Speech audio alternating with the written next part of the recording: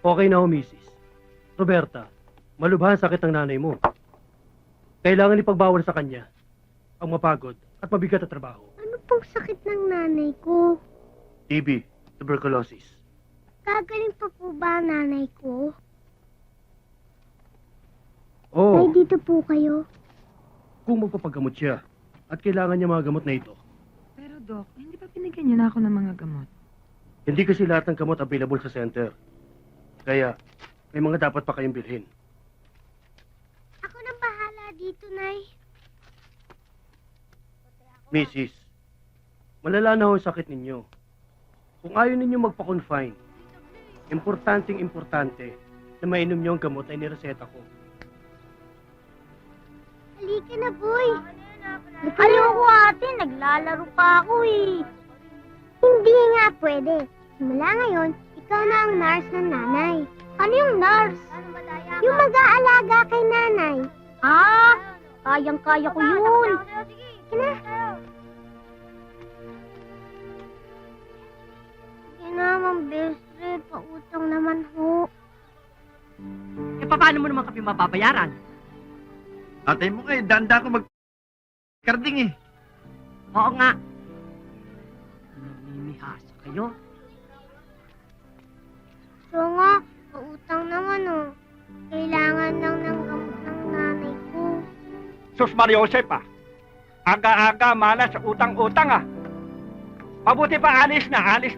Ihabang nito. Ano bulong-bulong mo? Palimos po!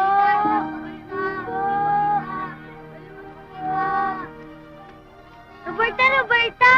Ito na yung hamburger mo. May ketchup yan, ha? Salamat, ha? Atan ka sa birthday ko, ha? Malapit na. Okay ka lang? Eh, kasi, Pinky, sana pahiram ng pera. Sige na, bye-bye! Sige daw, Alingwana.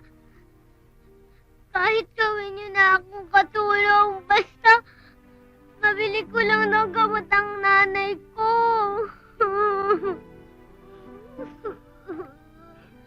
Wala talaga akong naibibigay sa'yo. Gustuhin ko man tumulong. Gipit ako eh. Pasensya ka na, Roberta. Pasensya ka na muna, ha? Sige na po, Alingwana.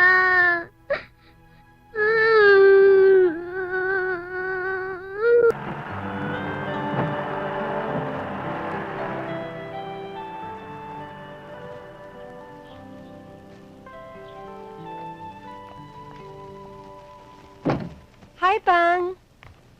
Hi! Oh, kamusta ang pictorial nyo? Ay, naku, Papang, ang ganda-ganda at bidang-bida ang mga designs mo.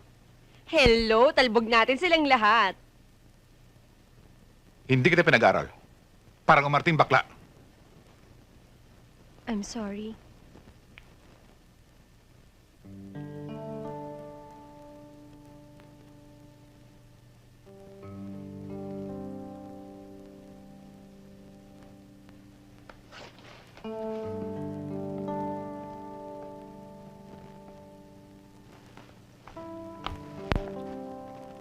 Pang? Kanina to? Ang alin? Itong ginagawa mo? Maganda ba? Iba siya. Lalo na pag nalaman mo kung anong materialis ang gagamitin ko. Anong kulay ito? Oh, merienda mo. Natural, puti. Puti? Pang, hindi na uso ang puti ngayon. Oh, well, maaari. Pero yan ang gusto kong gamitin nang magsusuot niyan. Kanina ba ito? Sa'yo.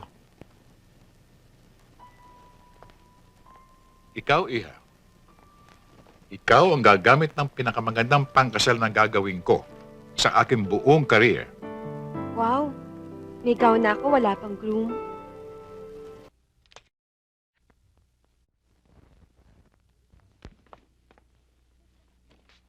Monique, bakit? Pwede ba paalisin mo yung babaeng yan? Monique, bakit? Get out of here.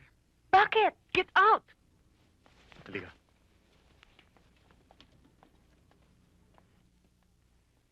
Ano bang nangyayari kay Monique? Simple.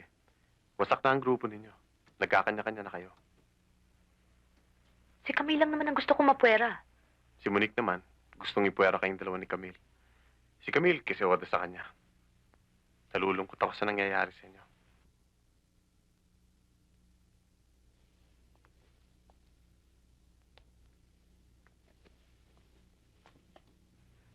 Anyway, baka pwede rin ako mag-solo. Obviously, yun na lang ang pwede natin gawin. Sayang naman ang talent mo. Ang sabihin mo, natuto na maglandi ang biyangkang yan. At ikaw, dahil wala kang patawad, pinatos mo. O, di ba? Di ba? Kaya ka pumayag na mag-solo siya eh. Come on, Monique. Don't be silly. Anong don't be silly? Ganyan ka naman talaga eh.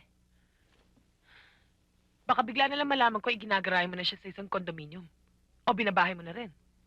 Kung sa bagay, pag natuloy ang solo recording ni Bianca, delikado ang plaka mo.